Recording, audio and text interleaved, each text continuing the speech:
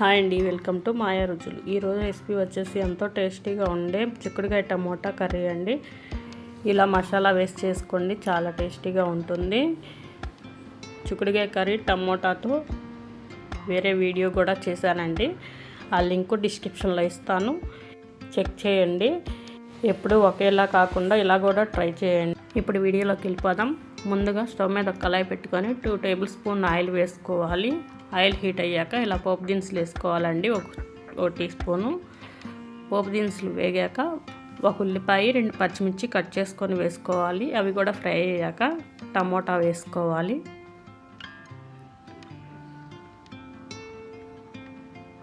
Tomato వేసుకొని ఇలా గంటతో mix చేసుకోవాలి.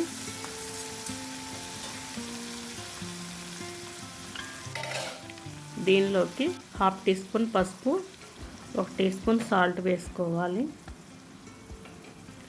వేసుకొని ఇలా గంటతో మిక్స్ చేసుకోవాలి.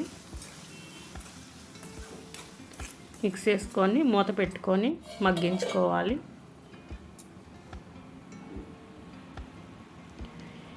ఇలా మగ్గిన తర్వాత 1.5 టీ స్పూన్ కారం వేసుకోవాలి.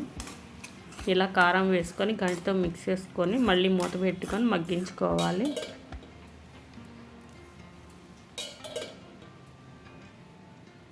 ఇప్పుడు మూత తీసి 1 టీ స్పూన్ మసాలా వేసుకోవాలి.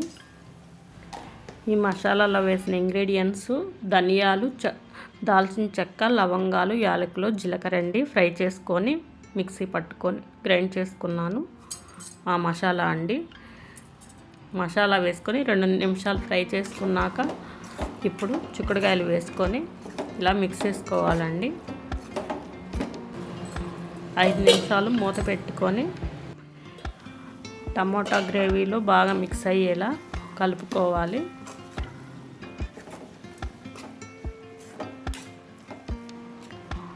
ఇలా కలుపుకొని మళ్ళీ 2 నిమిషాలు మూత పెట్టుకోవాలి. మూత పెట్టుకొని మగ్గించుకోవాలి. ఇప్పుడు మూత తీసి ఇలా గంటతో మిక్స్ చేసుకోవాలి.